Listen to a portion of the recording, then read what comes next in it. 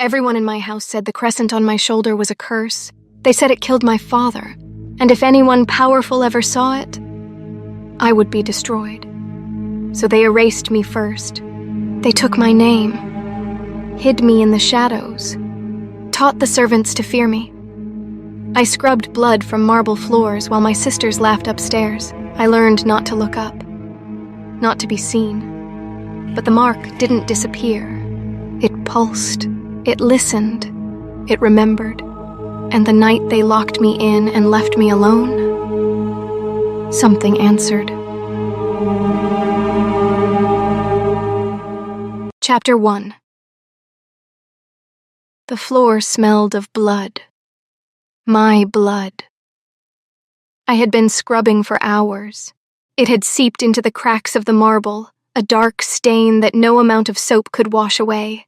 My hands were split open, knuckles raw, wrists trembling each time I dipped the brush back into the bucket. The water had long since turned pink.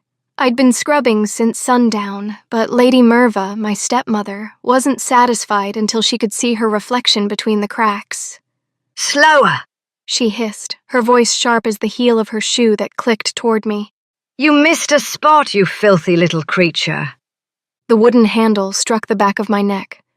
Not hard enough to kill, just enough to make me bow lower. I didn't cry anymore. The tears had dried years ago, the night my father died, and Lady Merva took everything he left behind. The house, the servants, the name Evermere.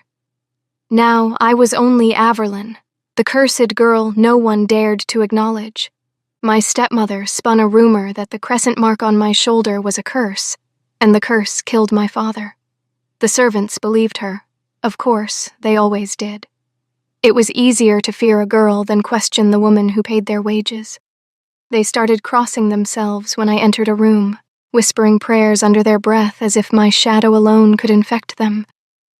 I stopped eating at the same table, stopped speaking unless spoken to, stopped existing anywhere the light reached. By the time I turned 15, no one dared touch me, not even to hand me a plate. The house that once rang with laughter became a tomb of murmurs and footsteps that fell silent whenever I walked by. The mark pulsed beneath my skin even now, a faint throb beneath the rags of my dress. Sometimes, when the nights were quiet and the moon was high, it burned hot enough to make me tremble. I'd press my palm against it until the pain faded, afraid someone might see the glow seeping through the fabric. Once, I tried to scrub it away. I used lye and salt, praying that if I peeled the cursed skin off, maybe the world would stop hating me. But the crescent only bled, then healed, pale as ever. It was the one thing I couldn't wash clean. Lady Merva liked to remind me of that. "You should be grateful I keep you alive," she'd purr, her jeweled fingers tracing the air where the mark lay hidden. "If the Alphas ever found out what you were, they'd tear you apart just to see what color your blood runs." And sometimes when she was drunk, she'd lean close and whisper, "Perhaps I'll sell you to them one day. You might finally be worth something." The words used to terrify me. Now they only made me tired. There was a time when I tried to understand her. Lady Merva, the woman who became my stepmother and turned our home into a mausoleum of polished marble. She'd been beautiful once, or so the portraits said. Her smile was sharp and bright, the kind that made men mistake venom for charm. After the war, my father was no longer the man the kingdom sang about. The crown had no use for heroes once the blood dried. We lived on borrowed coin and borrowed hope, and Merva saw it, saw him. She visited often, dressed in widow's silk, speaking sweetly of her late husband's investments and of rebuilding the Evermere fortune. I remember her laugh, like the edge of a blade wrapped in honey. Within months, they were married. Within a year, she had replaced every servant loyal to my mother and filled the halls with her own. My father, who once trained knights, now hosted her parties and let her paint over my mother's crest with her own. I remembered the way she touched my father's arm at dinner, the way he smiled even when the light in his eyes dimmed. I thought she made him happy. But happiness isn't what Merva desired. She wanted power, coin, title, land, and my father was simply her key. When he died, she didn't shed a tear. She wore mourning lace, yes, but her eyes gleamed as though she'd won. And perhaps she had. Her daughters, Larvina and Riesla, were her mirrors, born from her first marriage, both carved from vanity and spite. Larvina, the elder, had her mother's calculating beauty. Her hair was the color of burnished copper, her lips painted crimson every morning, even when no one would see. She practiced smiles in the mirror until they looked natural, then used them like weapons to her. Kindness was weakness, and cruelty was proof of strength. Riesla, younger by 2 years, wasn't cruel, but she was hollow. She copied Larvina in everything. How she dressed, how she laughed, even how she hated me. When Larvina sneered, Riesla giggled. When Larvina struck, Riesla watched. They called me beast or moonrot. They hid my shoes in the well, poured ink into my wash water, and whispered prayers that the goddess would cleanse the house of my filth. Once, Larvina caught me staring at the moon through the window and said, "Careful, Avalyn. If you keep gazing at the moon like that, you'll turn into one of those beasts Mother speaks of. But maybe that's what you already are."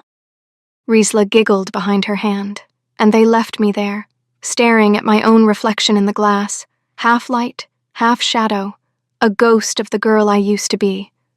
I tried to hate them. Truly, I did. But hatred requires energy, and mine had long since burned out. What remained was quieter, something dull and heavy like dust settling over old bones. Sometimes I wondered if they even remembered who I was before all this. The girl who once sat beside them at the piano, who braided Riesla's hair, who helped Larvina choose ribbons for festivals. But I suppose it's easy to forget someone once you decide they're no longer human. Now, I was nothing more than the thing in their house that bled and cleaned and kept breathing, and even that, it seemed, offended them. The house had gone still, except for the faint hum of voices carrying down the hall. I'd finished scrubbing the steps and was gathering the bucket when laughter drifted through the half-open dining room doors. Lady Mirva never laughed softly. Her joy came in sharp, brittle bursts that cut through silence like broken glass. Curiosity tugged at me before sense could stop it. I crept closer, staying in the shadow between the doorway and the wall. From here I could see the glimmer of candlelight on crystal, and hear the lilting tones of her daughters, Larvina and Riesla, as they lingered over their late supper.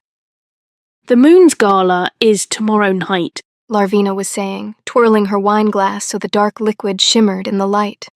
"And Alpha Darek of the North will be there." Riesla sighed dreamily. They say he's half beast, half god. Imagine being chosen by the goddess herself, to stand beside him beneath the moon. Lady Mirva gave a hum of amusement. Chosen? No, child.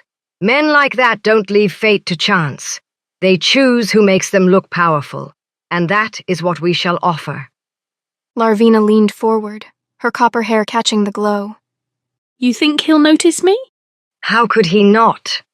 Her mother purred. You have beauty, breeding, and the right amount of submission when it suits you. The goddess favors those who know their place. Riesla giggled, trying to mimic her sister's poise. If the goddess truly chooses, perhaps she'll pick me instead. Mirva's smile sharpened. She chooses strength, not softness. But you may still catch the eye of a lesser alpha if you smile prettily enough.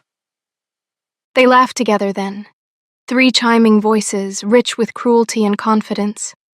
I stayed very still in the dark, fingers tightening around the rim of the bucket until my knuckles whitened. The moon's gala. It was all anyone in the kingdom spoke of this week, the sacred night when alphas from every province gathered beneath the full moon to renew their vows and let the goddess reveal their fated mates. Once, when I was younger, I used to dream about it. I imagined standing among silk-clad nobles, my father's crest gleaming proudly on my gown, but that was before everything burned. Before I became the girl people crossed themselves to avoid. I pressed my palm against my shoulder where the crescent mark throbbed beneath my dress. It had begun to ache again, as if mocking me. Someone like me could never be chosen. No goddess would claim a cursed girl who bled into her own mop water. Their laughter swelled behind the door again, Larvina declaring she would wear silver to match the Alpha's eyes, Merva reminding them both that only a fool believed in love at first sight. I turned away before I heard more. The bucket sloshed against my leg as I carried it down the corridor, each step echoing like a reminder. Even if the goddess herself descended tomorrow night, she would never look for me. Chapter 2. Everything was buzzing and busy. The manor felt alive in a way it never did for me, every corridor humming with footsteps, every voice sharpened by excitement. I could hear Larvina screaming from upstairs about her hair, and Risla arguing with the tailor over the color of her gown. Even the servants were giddy. Some of them had been chosen to serve at the castle during the moon's gala. Their whispers floated through the hall like songbirds, snippets of gossip, promises of glory, and rumors of which noble families had already arrived. And of course, the noble families themselves were invited. I tried to pretend I didn't care, tried to keep my head down, my hands busy, my heart quiet. But I did care. I could lie to Merva, to the servants, to anyone who saw me, but not to myself. I wanted to see the lights of the castle, to stand beneath the full moon and breathe the same air as those who belonged there. I wanted to know what it felt like to be seen. So I hurried through my chores, faster than usual, my heartbeat tripping over itself with foolish hope. If everything gleamed, if the house was spotless and the dinner prepared, maybe, just maybe, she'd let me come. Not to dance, of course, not to be seen, but to stand in the corner, to glimpse the lights of the castle and hear the music through the open doors. It was a childish thought, one I scolded myself for even entertaining, but still I couldn't help it. I scrubbed the dishes until my fingers pruned, swept soot from the hearth, and polished the silver Merva would brag belonged to her ancestors. The whole house was chaos. Dresses swished through doorways, perfumes mingled with dust, and Lady Merva's voice carried over it all like the crack of a whip. Risla, stop fidgeting. And Larvina, gods, hold still or I'll have the maid cut off that hair entirely. Her shrill tone made me flinch even from the kitchen. I stacked the last of the plates and leaned against the counter, letting the heat from the hearth wash over me. My reflection wavered in the pot beside me, a tired face, a loose braid, a girl no one would ever look twice at. Somewhere outside, a carriage rumbled past, wheels crunching over gravel. Laughter echoed faintly from beyond the windows. The world was moving on without me. Still, I found myself glancing toward the doorway, waiting, hoping, praying that maybe this once she'd look my way and say, "Averlin, get ready. You're coming too." I had come up with a plan. A foolish one, maybe, but it was all I had. I would tell my stepmother that I could go as an assistant to help Larvina and Risla with their gowns or fetch whatever they needed. If I made myself useful enough, perhaps she would see no harm in bringing me along. With that fragile hope burning in my chest, I worked faster, wiping every surface until it shone, sweeping the halls until not a speck of dust dared remain. The scent of polish and lavender filled the air, the light catching on the silver I'd laid out perfectly. After cleaning, I dressed in the best gown I owned, a faded blue dress that once belonged to my mother. The seams were frayed, and the fabric hung a little too loosely around my shoulders, but it was the only thing that still made me feel human. I brushed out my hair as best I could, and stood before the cracked mirror, trying to summon courage from the reflection that barely looked like me. By the time I reached the parlor, Larvina and Risla were still bickering. Larvina stood in front of the mirror, holding a white flower to her chest. "I'm wearing it!" she snapped. "It suits me better." Risla rolled her eyes. It's just a flower. You're not the only one the Alpha will look at. Their mother sat near the window, her jeweled fingers tracing the edge of a wine glass. The sunlight caught her rings, scattering red across the floor like drops of blood. I hesitated in the doorway, heart hammering. Stepmother, I began softly. All three heads turned toward me. Larvina's lip curled first. What are you doing here? You know you're not allowed in this room. Her gaze swept over me, disdain sharpening her tone. And why are you dressed like that? Is that supposed to be your best? You look like a beggar pretending it's silk. Riesla's laugh followed, high and mean. I ignored them and kept my eyes on Lady Merva. She didn't speak at first, only regarded me with that unreadable stillness that made my stomach twist. I came to ask. My voice faltered, but I forced the words out. If I could go to the gala as their assistant, to help Larvina and Riesla with whatever they need, to make sure everything runs smoothly. Silence stretched between us. The only sound was the soft rustle of Larvina's gown as she turned to glare at me. For a moment, Merva didn't move. Then, to my astonishment, her lips curved faintly. Very well, she said. It might be amusing to have you there. Larvina's eyes widened. Mother, no! She'll embarrass us! Riesla nodded quickly. Yes, she will. She'll ruin everything. But Merva only waved a hand, the faint smile never leaving her lips. If Averlin wishes to come, let her. She can be useful for once. Her gaze flicked to me, sharp as a blade. Be down here by dusk. I thanked her quickly, keeping my expression composed until the door closed behind me. Then I nearly laughed from disbelief, a laugh that caught somewhere between joy and tears. For the first time in years, I had been granted permission. I ran up to my room, though room was generous. It was a narrow space tucked beneath the attic stairs, just large enough for a cot, a chest, and a sliver of moonlight through a crack in the roof. Still, it felt like heaven that night. I smoothed out my faded blue dress once more and imagined how it might look beneath candlelight. I tried to picture the castle, the chandeliers, the laughter, the music drifting through the air like a dream I even dared to imagine catching the eye of a nobleman, someone kind, someone who might look past the rags and see me. And that was all I did until the sky began to dim. Hope had made me foolishly patient. When dusk finally arrived, I hurried down the stairs, my pulse racing with anticipation. The parlor was empty, the gowns, the perfumes, the laughter, all gone. "Hello?" My voice echoed faintly. The air smelled of rosewater and burnt candle wax, the kind that lingered after a room had been hastily vacated. A half-empty wineglass sat forgotten on the table, a shawl draped over the chair.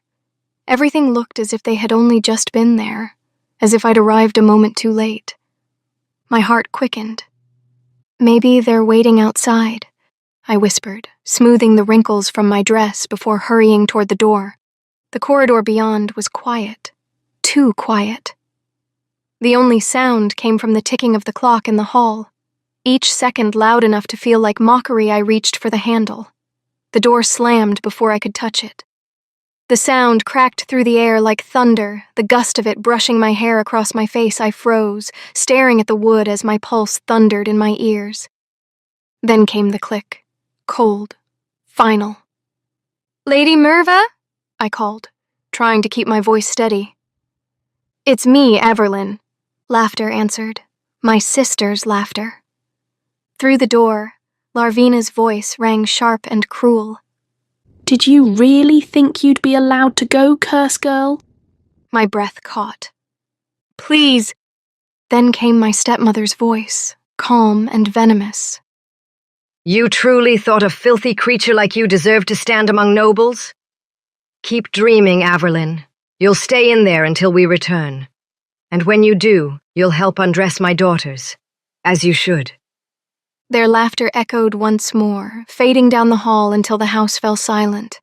I banged on the door until my hands stung, until my voice cracked, but no one came. The silence swallowed me whole. Then the tears came, hot, blinding, unrelenting. I sank to the floor, pressing my palms to my face, hating myself for believing, even for a moment, that kindness could still exist here. "I'm such a fool," I whispered.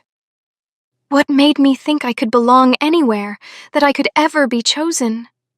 My words trembled into the stillness, and then, as if in answer, the crescent mark on my shoulder began to pulse. At first, it was faint, then stronger, hotter. Not now, I gasped, clutching at it, but the light beneath my skin only grew brighter, spilling like moonfire through the torn fabric of my sleeve. I pressed my hand over it, biting back a sob. "Please, not now," I whispered, shaking my head. But it only grew hotter, a strange warmth spreading through my chest. The air in the room shifted, thickening, humming, as if the walls themselves were breathing. A soft glow seeped through the fabric of my sleeve, silver and steady like moonlight breaking through clouds. Dust stirred on the floor. The shadows bent. Then came a sound, low and resonant, almost like a heartbeat, echoing through the room. My breath caught. The mark burned again, and suddenly the lock on the door rattled. Once, twice.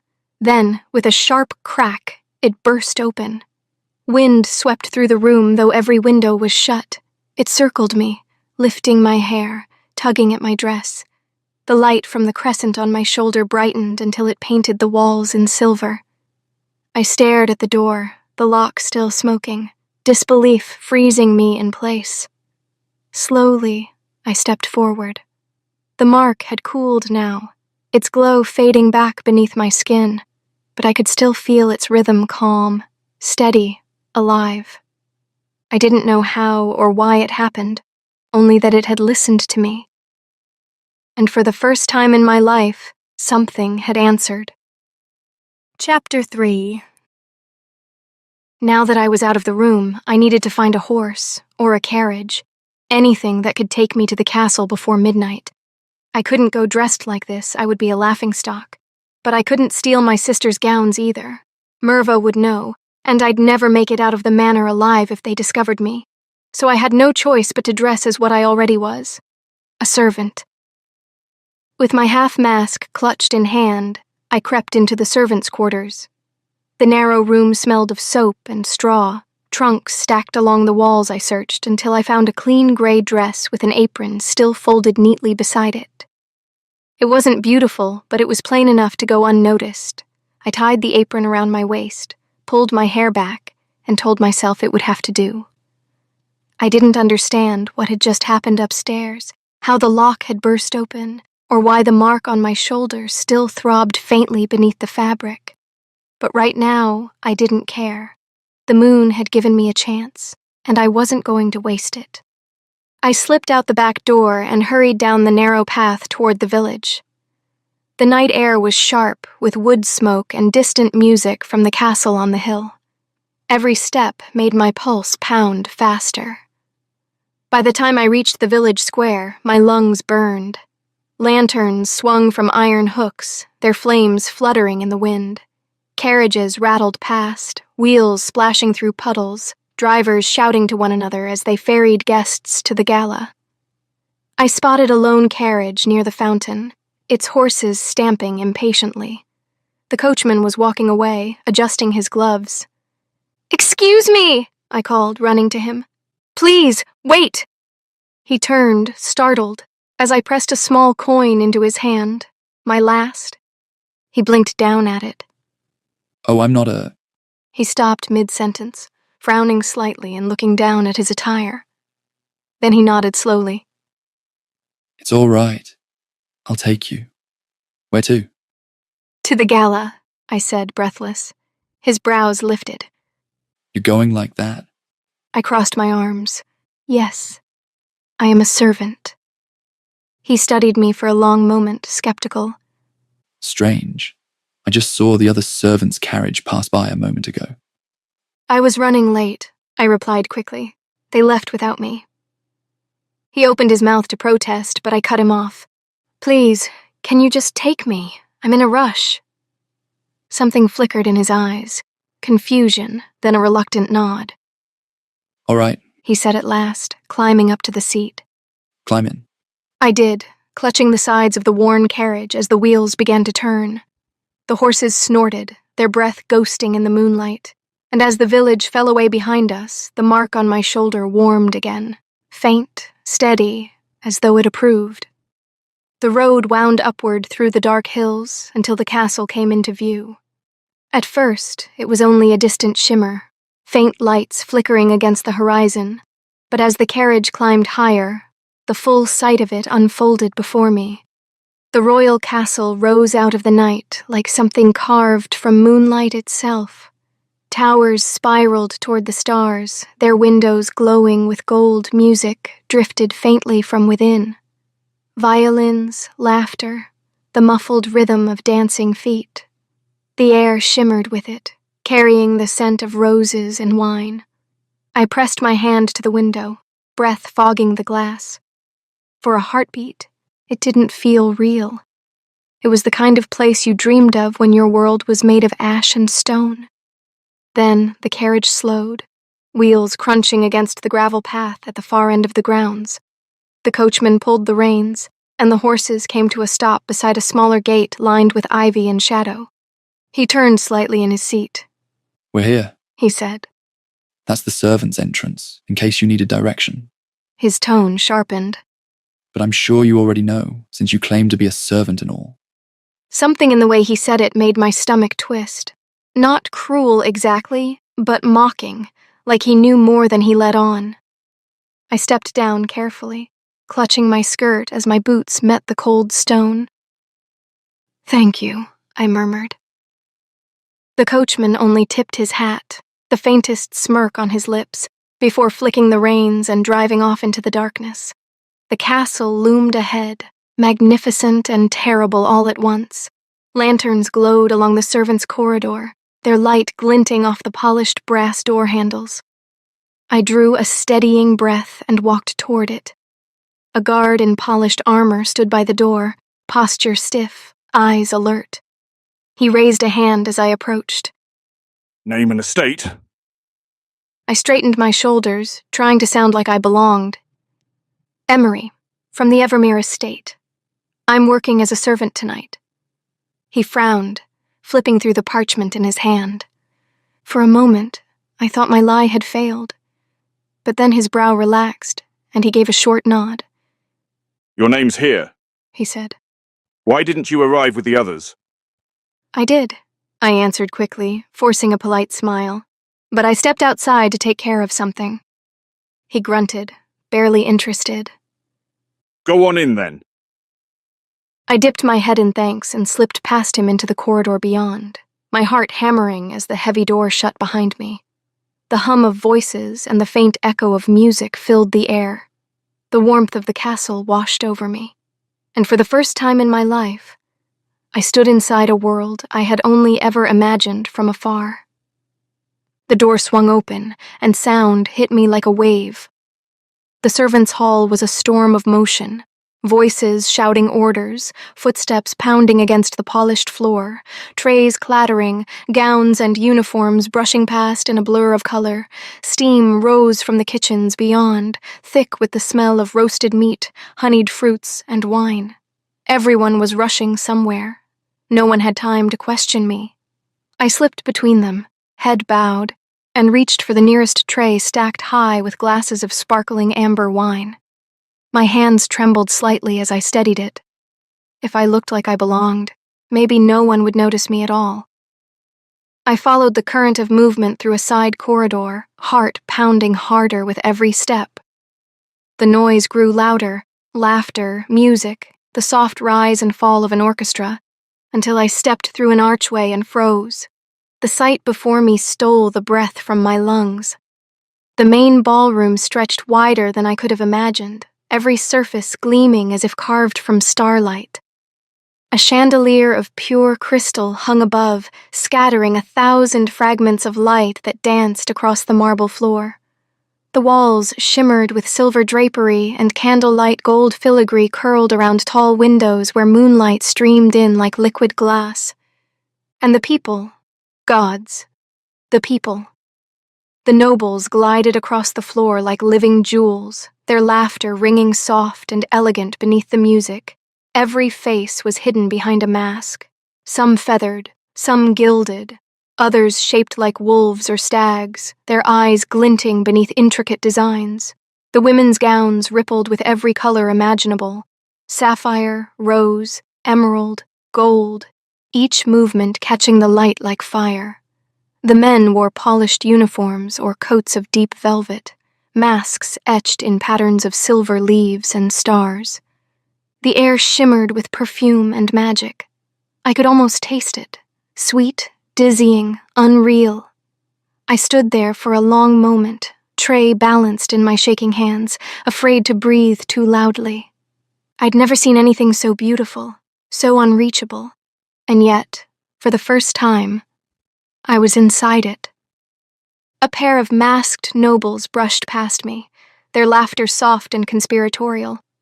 Another servant nodded for me to move, and I did, weaving through the glittering crowd like a ghost among gods. My reflection flashed briefly across the mirrored columns. Plain dress, plain hair, a thin mask barely hiding my face, and I felt the ache of it, sharp and undeniable. I shouldn't have been here.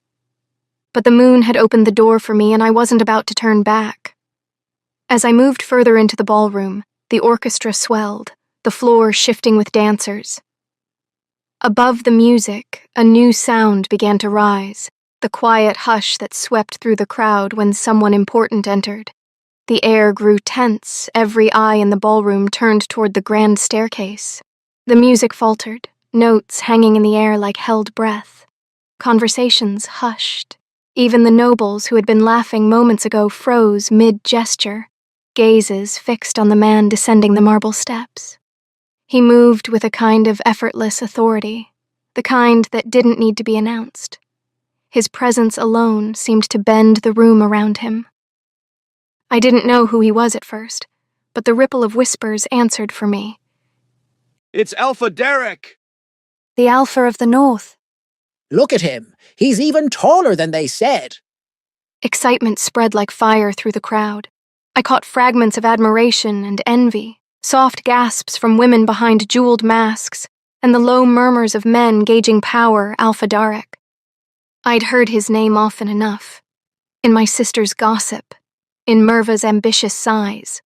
The most eligible, heartbreakingly handsome bachelor in the kingdom, the ruthless commander, the wolf blessed by the goddess herself. They had spoken of him as if he were some myth, part beauty, part danger. Seeing him now, I wasn't sure what the fuss was about. He was tall, yes, broad-shouldered beneath his dark coat, his movements measured and unsure. But was he unbelievably handsome? Hardly. His mask covered half his face, carved from black metal traced with silver filigree, hiding whatever expression lay beneath. Honestly, even the coachman who'd driven me here had a more handsome face. Still, the room held its breath when he paused at the final step, and the way the nobles seemed to shrink in his presence. He surveyed the crowd once, slow and unreadable, before offering the faintest nod. The orchestra resumed instantly, as if afraid to keep him waiting. Around me, the world seemed to exhale, laughter starting again, the dance resuming, but a strange quiet lingered in my chest. I tightened my grip on the tray and told myself not to stare. I drifted back into the crowd, keeping my tray steady and my eyes down. No one paid attention to a servant carrying drinks, and for once that suited me perfectly. The ballroom felt like a living dream. Music swelling, gowns swirling, the air alive with perfume and chatter. Everywhere I turned, nobles were laughing too loudly, smiling too widely, pretending not to be watching the Alpha. I caught snatches of conversation as I moved. He hasn't asked anyone to dance yet. My daughter would be perfect for him. She's been trained in every northern custom. The goddess herself would weep if he left unpaired. I nearly smiled. Mothers and daughters fluttered like jeweled moths near the edge of the dance floor, all vying to be the one he noticed. I could almost hear Merva saying the same things at home, plotting which of her daughters would snare him first. For the first time that night, I allowed myself to enjoy it. The music, the shimmer of candlelight, the strange sense of belonging that came from being invisible in plain sight. Then I saw her, Riesla. She was standing near the musicians, her lilac gown glittering in the chandelier light, scanning the crowd with sharp, searching eyes. My stomach tightened. If she saw me here? I turned quickly, heart pounding, slipping between two clusters of guests, and ran straight into her mother, Lady Merva. She was speaking with a group of noblewomen, her jeweled hand resting elegantly on her fan. When her gaze flicked toward me, my breath caught. I froze. For a heartbeat, our eyes met, hers narrowing slightly, mine wide with panic, and I knew I couldn't move forward. Not without giving myself away, so I did the only thing I could. I stepped back, but I wasn't looking. My heel caught the edge of the carpet, and I stumbled, straight into someone solid. The tray tilted, crystal glasses sliding, liquid shimmering in the candlelight before spilling in a cascade of gold. The crowd gasped. The wine splashed across a dark coat, running down polished buttons and black fabric.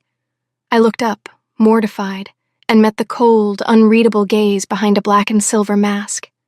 Alpha Derek. For a moment, the room seemed to stop. The music faltered again, all eyes turning toward us. I could feel my heartbeat in my throat, the heat rushing to my face, my words tangled somewhere between my lips, and shame. I wanted to apologize. Gods, I needed to. But my breath caught halfway through the motion. Because beneath the shame, beneath the weight of 100 eyes burning into me, I felt it. The crescent mark on my shoulder, it flared. A sharp heat bloomed under my skin, pulsing in rhythm with my racing heart. I pressed my arm against it, willing it to stop. Not now. Please, not now. It always reacted to my emotions, anger, fear, humiliation, but this time it was stronger, brighter. I could feel the warmth spreading up my neck, the faint hum of power that threatened to burst through the seams of my sleeve. If it glowed here, in this room, under this light, they'd all see it. The nobles would whisper, the guards would drag me out, and Merva would know exactly who I was. I dared a glance up at Darek. He hadn't moved. The wine clung to his coat, glinting in the chandelier's light, but his mask hid whatever expression might have flickered beneath it. He only stood there, still as stone, watching me. I could hear Riesla's laughter somewhere in the crowd, the same cruel sound that had haunted me my whole life. I couldn't stay here, not for another breath, so I did the only thing I could. I ran. The tray crashed to the floor as I pushed through the wall of silk and perfume, my steps echoing off the marble. Gasps followed me, a few startled cries, but I didn't look back. My heart pounded too loudly in my ears, drowning out everything but the sound of my own panic. Servants turned as I darted past them, skirts brushing against the cold stone of the side hall. The music behind me resumed, faint and distant, as if the ballroom had swallowed me whole and moved on. The mark still burned, searing through the thin fabric, its rhythm wild and uneven. Not angry now, but alive. I didn't know where I was running to, only that I had to get away before the light found me. Chapter 4. I found the exit. The night air hit me like a blessing, cold, sharp, and alive. My heart was still hammering, my breath shallow as I stumbled down the servants' path, my skirts dragging across the gravel. And then I saw him, the coachman, the same one who'd brought me here. He was leaning casually against the carriage, arms crossed, as though he'd been waiting all along. Well, he said when he saw me. That was fast. I froze, halfway between disbelief and relief. The world inside that castle still pulsed behind me. Music, laughter, the echo of my humiliation. But here, under the quiet stars, everything felt still again. I didn't ask why he'd waited. I didn't have the strength. Please, I said instead. Take me away. He tilted his head, studying me for a moment before climbing onto the driver's seat. As you wish. The horses started forward, hooves striking softly against the cobblestone road. The castle lights faded behind us, swallowed by the mist that rolled down from the hills. I sat in silence, clutching my trembling hands in my lap. My mark had stopped flaring the moment I stepped outside, though it still pulsed faintly, steady, insistent, like it was reminding me it was still there.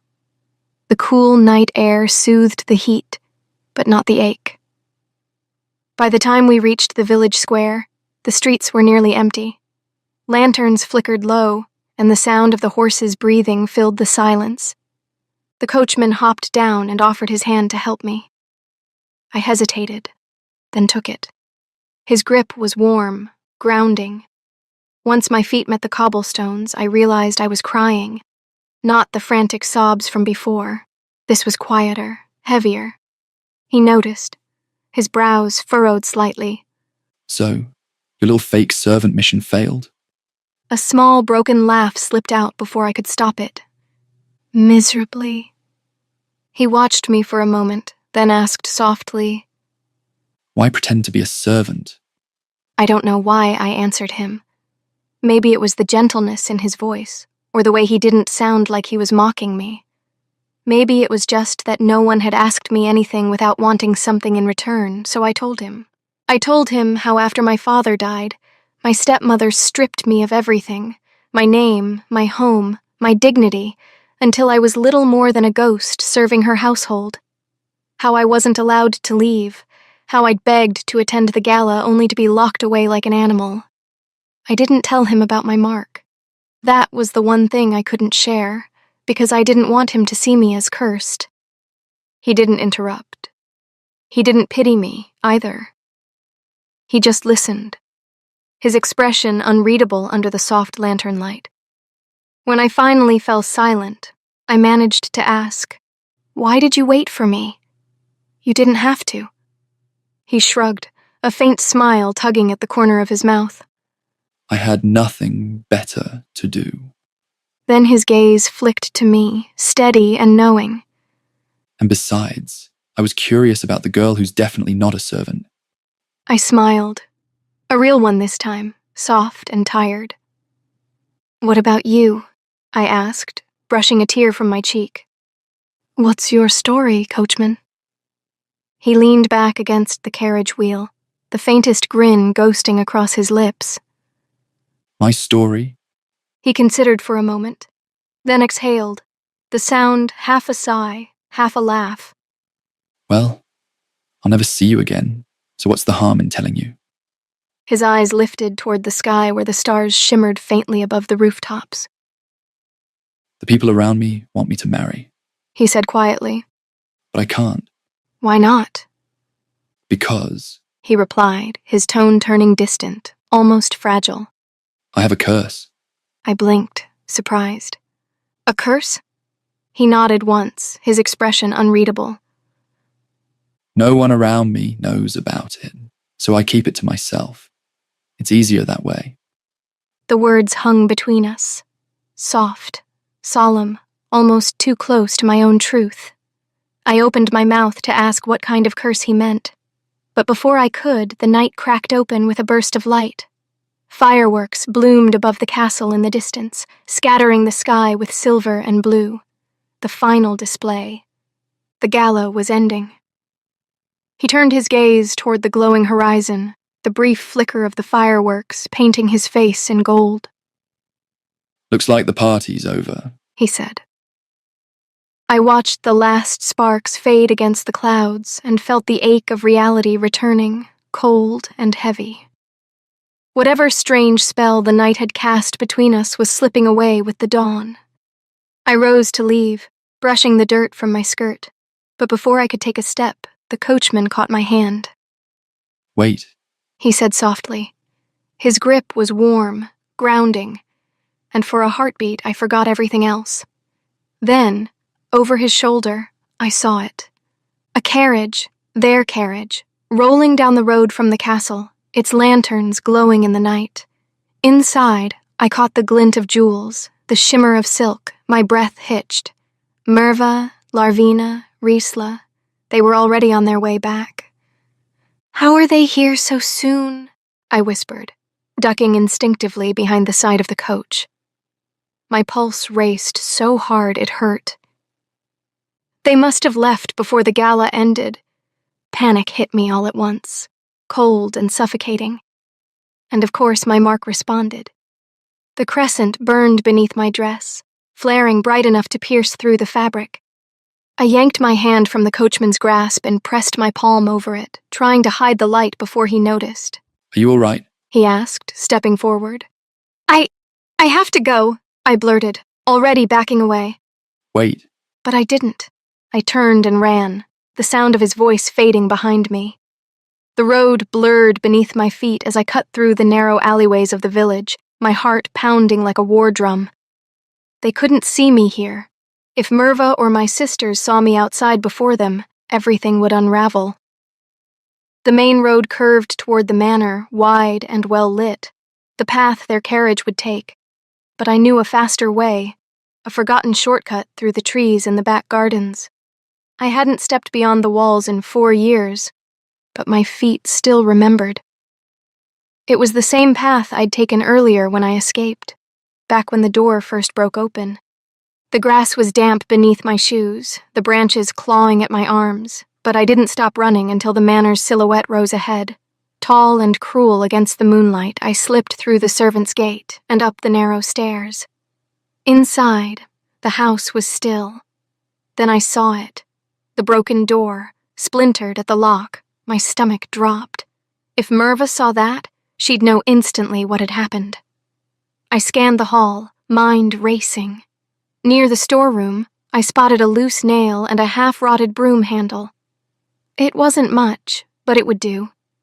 I jammed the broken wood into the lock's crack, pressing it back into place until it looked whole from a distance.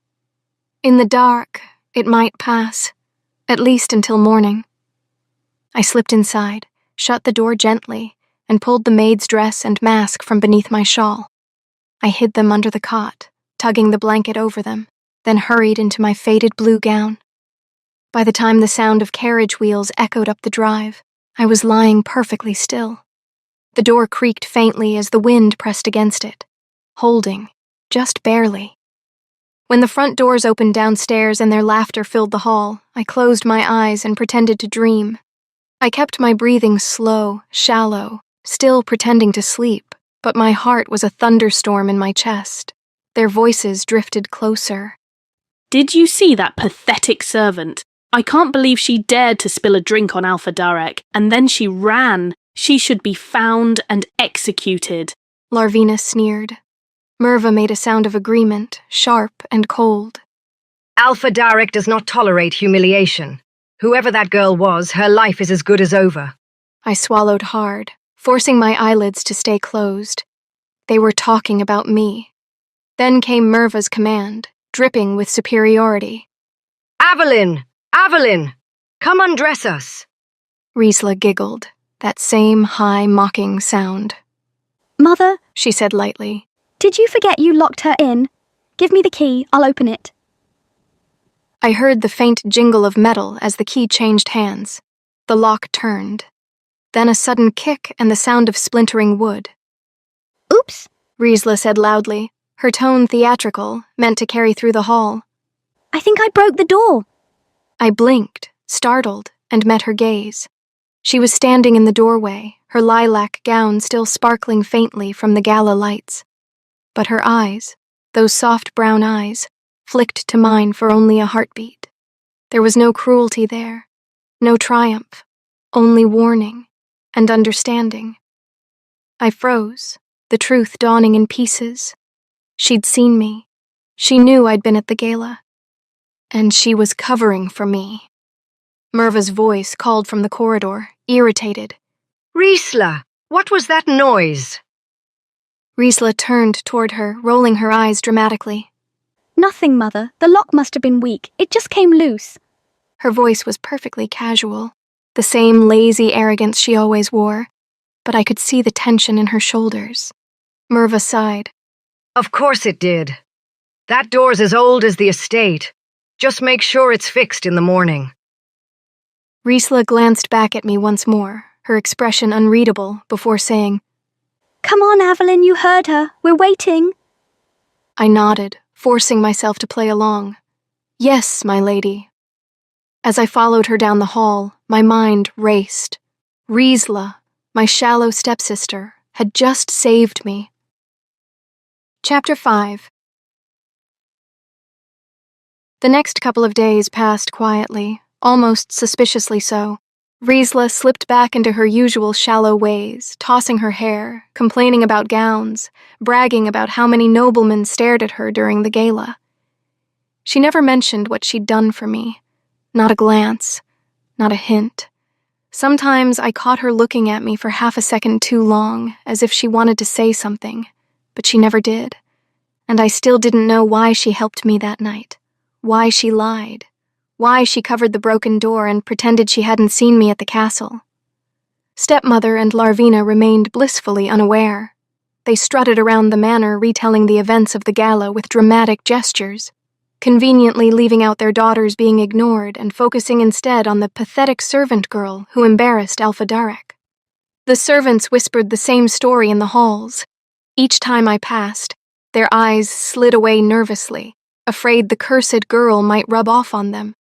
Little did they know the servant they mocked had been me. The house moved on as though nothing had happened. But I hadn't. At night, when the candles dimmed and the quiet pressed in around me, my mind drifted back to the coachman. The way he'd listened, the strange softness in his voice when he admitted he was cursed. I still didn't know his name, he didn't know mine, but somehow we shared something. Two people bound by things we didn't choose. His curse real, mine crafted by Merva's hateful hands but no less damaging. His curse isolating him, mine imprisoning me. I wondered if he still thought about me, or if I had already faded into the blur of strangers he carried in his carriage. Sometimes, late at night, I found myself wishing, hoping, that the curse he carried, whatever it was, would be lifted, that he would find freedom, even if I never did. Trouble arrived 2 days later. It came in the form of a royal messenger pounding on our doors at dawn, his voice ringing through the estate like a war horn. Hear ye! A royal summons from Alphadarek! The entire manor froze. Servants dropped their buckets. Larvina gasped. Even Merva, who never showed fear, went pale beneath her rouge. The messenger unrolled the scroll and read with booming authority. By decree of Alphadarek, ruler of the Northern Pack, he has chosen his bride. She bears a crescent-shaped mark on her shoulder, bestowed by the moon herself. An inspector shall visit every household to find the girl. Any who hide her will be punished by law. Prepare for inspection within 7 days. This was read to every household in the kingdom, and by midday, the entire realm was in chaos. Girls painted crescents on their shoulders in shimmering powders and crushed charcoal. Some even carved the mark permanently into their skin. Mothers dragged daughters into the streets, desperate to show them off. Merchants abandoned their stalls to run home and check their families' shoulders. Healers were overwhelmed with girls who'd branded themselves in hope. None of the marks glowed, none pulsed, none were real. But in the Evermere estate, the real problem was unfolding. Larvina read the summons over and over, her hands shaking. Merva paced, muttering curses under her breath. They weren't stupid. They knew exactly what a crescent mark meant, and who among them had one. No one outside our estate knew I bore the mark. I hadn't left these walls in 4 years. Only Merva, Larvina, Riesla, and the servants had ever seen it. And if a servant whispered the truth, no one would believe them. They'd assume it was an attempt to push me toward royalty. The realization hit the 3 of them at once. Their eyes snapped to me. You were at that gala, Merva hissed. Not a question. A verdict. She lunged before I had time to breathe. Her nails raked across my cheek, her rings striking hard and fast. You cursed little wretch! You sneaked out! You defied me! You dared to seduce the Alpha! Larvina joined in, shrieking, shoving, slapping any part of me she could reach. Riesla said nothing. She stood off to the side, pale and stiff, hands shaking. She didn't join in, but she didn't help me either. Merva grabbed a fistful of my hair and dragged me down the hall. You want to be found, she snarled. Let's see if he wants a bride covered in bruises. She shoved me into the cellar stairwell. I tripped, fell hard onto the cold stone, pain exploding up my arm. The door slammed behind me. The lock clicked. Darkness swallowed me whole. For the next 7 days, until the inspector arrived, I knew one thing for certain. I wasn't meant to survive. Larvina and Merva were not content with locking me away. They wanted the mark gone, or me destroyed along with it. The next morning, the cellar door creaked open. Light spilled down the stairs, framing Merva, Larvina, and 2 servants carrying buckets and tools. Their shadows stretched long across the stone floor. Merva's voice was silk over a blade. Hold her! Hands grabbed my arms and pinned me to the wall. My heart thundered as Merva knelt, her smile brittle and frightening. If that crescent ties you to the Alpha, then we simply remove it. No, please! My voice broke, but they didn't listen. Larvina stepped forward, eyes burning with jealousy. She pressed a heated iron against my shoulder. The pain ripped through me. I screamed as the smell of burning skin filled the cellar. When she pulled the iron away, blistered flesh remained. For a breath, I hoped the mark was gone, but the skin shimmered, healed, whole. The crescent glowed brighter than before. Larvina stumbled back. What? Again! Merva snarled. They scraped at it next. Metal tore through skin until blood dripped down my arm. I sobbed, shaking, but the mark healed faster each time. Then came acid, hissing, burning, horrifying. I screamed until my voice cracked. Again, the skin healed instantly, the crescent shining defiantly. The servants exchanged frightened looks, but Merva only grew more deranged. They tried one last thing, something so cruel I could barely think about it without trembling, and still the mark returned, untouched, glowing like silver fire. Finally, Merva stepped back, chest heaving. It won't come off, she whispered. It cannot be removed. Larvina backed away as if I were plague. What is she? For the first time, they looked at me with true fear. When they finally left, locking the door behind them, I curled on the cold floor, shaking so hard my teeth ached. My breath came in ragged gasps. The mark pulsed, soft but steady, as if reassuring me it wasn't going anywhere. Hours later, when the house fell quiet, I heard the cellar lock turn again, softly this time. A single set of footsteps crept down. Riesla. Hours later, when the house finally quieted, the cellar lock turned again, softly this time. A single set of footsteps crept down. Riesla. She held a small basket against her chest, her eyes swollen from crying or guilt, I couldn't tell. She placed the basket beside me. Bread, water, a cloth soaked in something cool to soothe my burns. She didn't look directly at me. She didn't look at my shoulder. I couldn't stop them, she whispered, voice shaking. But I can do this. Before I could respond, she hurried back up the stairs, closing the door gently behind her, careful not to let it slam. I stared at the food long after she left, not knowing what to think. Riesla, the girl who laughed at me the loudest, had quietly shown me more kindness than anyone else in this house. I didn't know why she helped me. Just like I didn't know how Alpha Derek found out about my mark. I'd covered it the entire time at the gala. It couldn't be seen through my dress unless it glowed, but I ran before it started glowing, so how? And yet, somehow, he knew. Somehow, the Alpha of the Northern Pack recognized a mark that had been hidden from the entire world for 4 years. The kingdom might call it a blessing. Stepmother called it a curse, and I wasn't sure what it was anymore. The next morning, I was jolted awake by a thunderous crash. For one disoriented heartbeat, I thought Merva had returned to hurt me again. But then I heard it clearly. The unmistakable slam of our front gates bursting open, metal clanging against stone hard enough to rattle the cellar walls. Boots pounded across the courtyard. Horses snorted. Someone shouted orders with the authority of a man used to obedience. By order of Alpha Darek, open this household for inspection. My blood froze. The inspector. Already? But why? The summons said 7 days. I pushed myself up, every bruise from last night aching. Another crash sounded. The inspector hitting the doors again, impatient, powerful.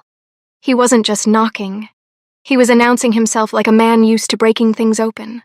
Above me, Merva snapped into a frenzy. Servants, move! Open the doors! Now! Her voice was sharp, with a panic I had never heard before. Servants scattered like startled birds, their feet pounding up and down the hall. The front doors finally groaned open. A blast of cold air swept inside. Then the inspector's boots crossed the threshold, each step heavy, deliberate, carrying the authority of someone who could ruin lives with a single word. Lady Merva switched to her sweetest voice, dripping honey over fear. Inspector, we weren't expecting you so soon. What an honor. He didn't return the pleasantry. Alpha has no patience for delays. Do you have any daughter with the crescent mark? Merva let out a breathy laugh that cracked. Crescent mark? Oh, yes, of course, oh dear, I must prepare my daughters. They're not presentable. She was stalling, desperately. And upstairs, the chaos multiplied. I heard the rapid, frantic shuffling of servants running into Larvina's room, the slam of a wardrobe, the hiss of corset strings being yanked tight. A gasp, then Larvina screeching, Careful! You'll ruin the paint! Paint. They were painting a fake crescent on her. I clenched my hands into fists, wrists still bruised from yesterday. Merva had tortured me trying to remove the real mark, and now she was fabricating one for her daughter. Another crash upstairs. Someone knocked over a table. Footsteps scraped, cloth tore. Larvina whimpered as a maid pressed too hard. Hurry, She hissed. if he comes up here. After endless scuffling and panicked rustling, the house fell silent for a single heartbeat. Then came the click of heels descending the staircase. Larvina, moving slowly, dramatically, as if walking into her coronation. He checked Larvina first. He lifted her chin, examined the mark, and then dragged his thumb across it. The paint smeared instantly. Larvina gasped. Merva stiffened. A servant dropped a tray somewhere in the hall. Fake. The inspector said flatly. Next. Riesla stepped forward reluctantly.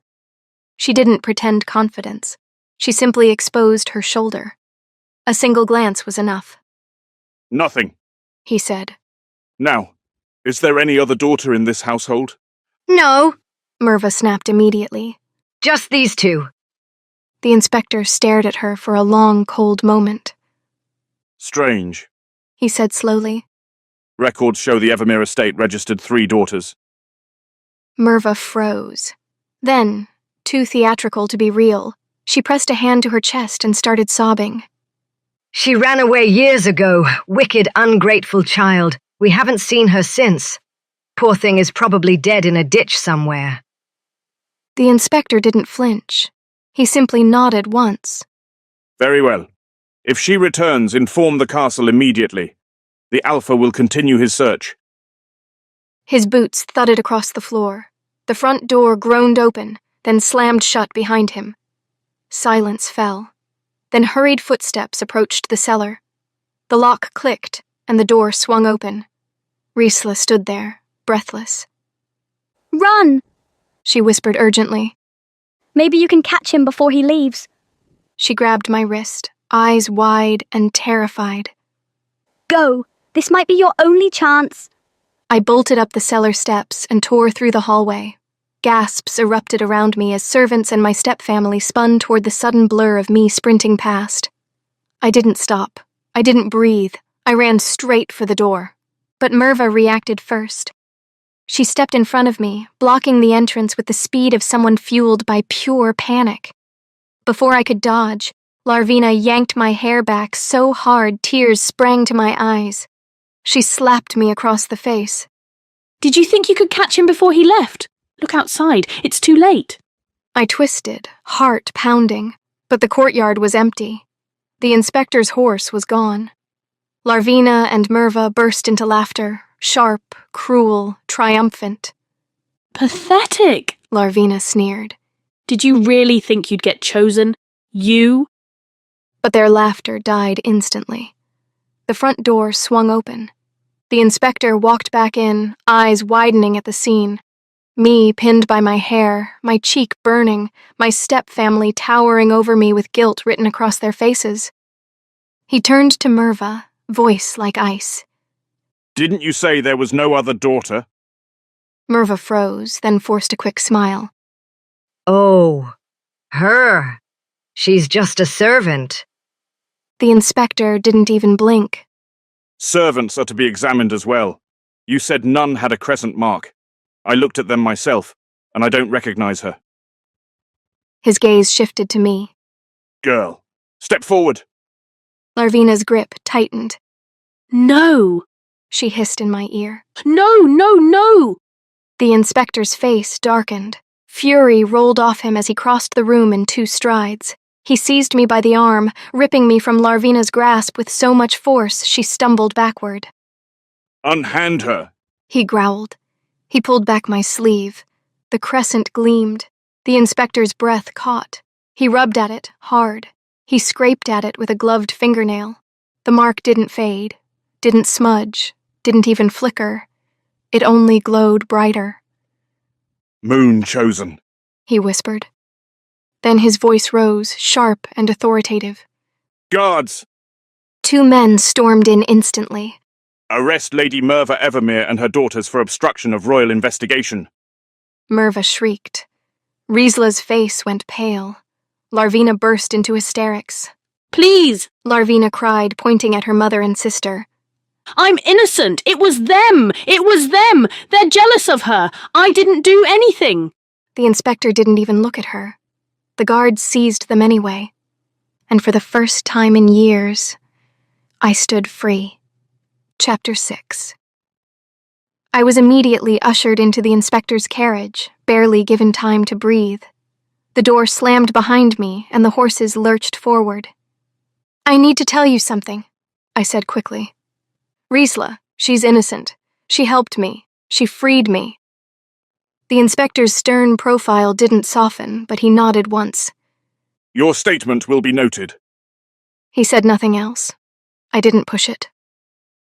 The carriage rolled through the village and toward the castle, but this time, I didn't go around back. I wasn't sneaking in.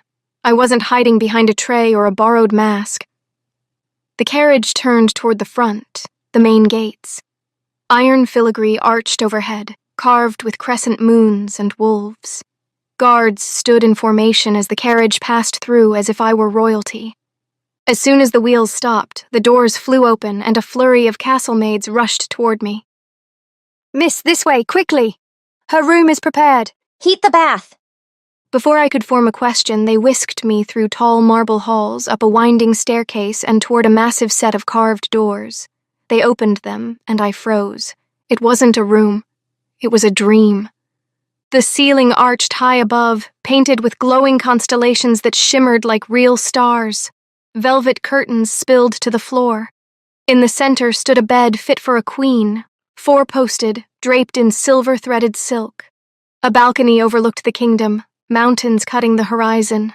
Crystal lanterns floated softly along the walls, bathing everything in warm gold. This is my room, I whispered. The maids didn't even blink. Of course, miss. Now, your bath. They pushed open another door. The bathing chamber was marble and steam, rose petals drifting across hot water. Soft towels, scented oils, and silken robes waited by the tub. I didn't have time to think before gentle hands were undoing my braid, washing my hair, scrubbing away days of pain. They bathed me, rinsed me, wrapped me in silk oils perfumed with jasmine, and moonflower were smoothed into my skin. Someone trimmed my nails, another brushed my hair until it gleamed, a third measured me for a gown. By the time they led me back to the mirror, I didn't recognize myself.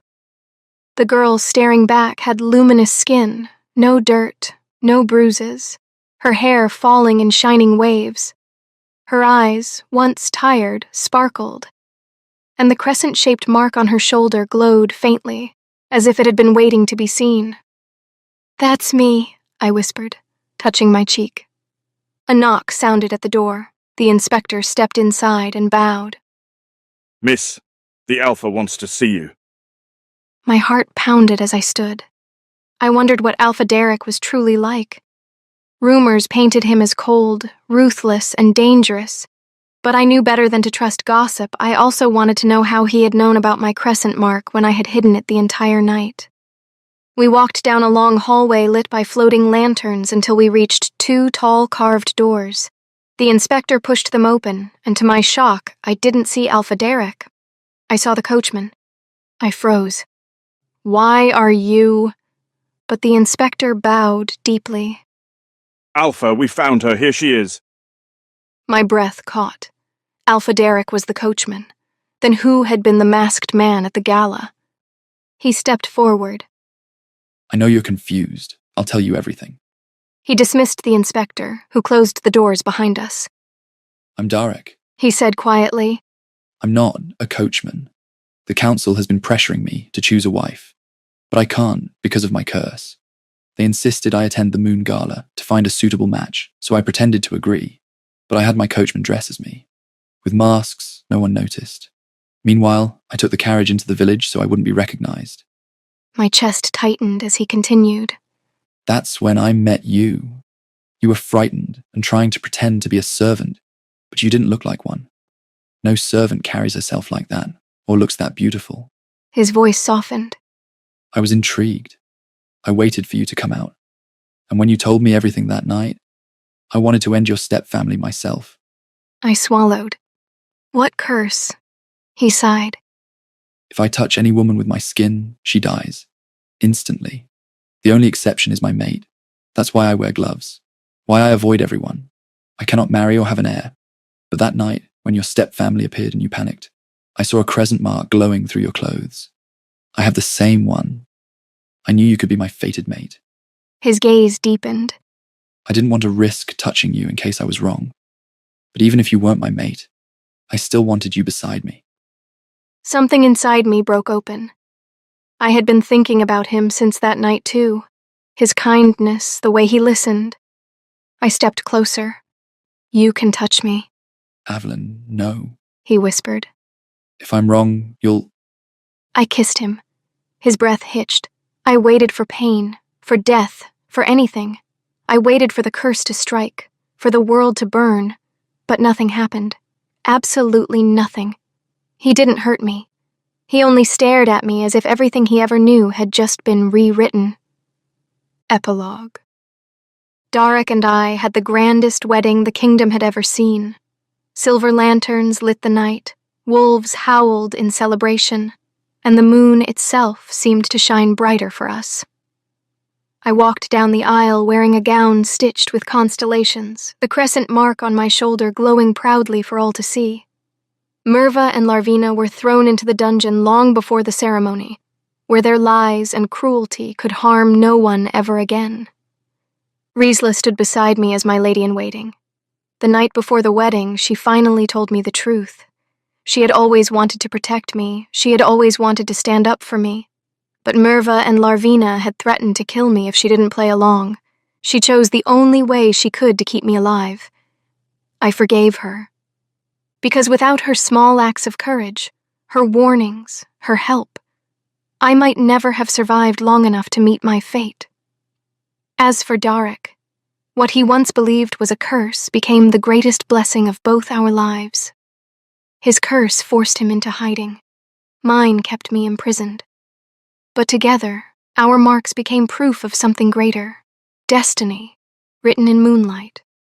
If not for the curse, our paths would never have crossed. If not for the curse, he would never have waited for me at the village square. If not for the curse, I would never have kissed him. And if not for the curse, he might never have found his mate. We were bound long before we ever met. What once felt like a sentence became our salvation. And under the silver glow of the moon, hand in hand with my mate, I realized something simple and true. Sometimes the things that break you are the very things that lead you home.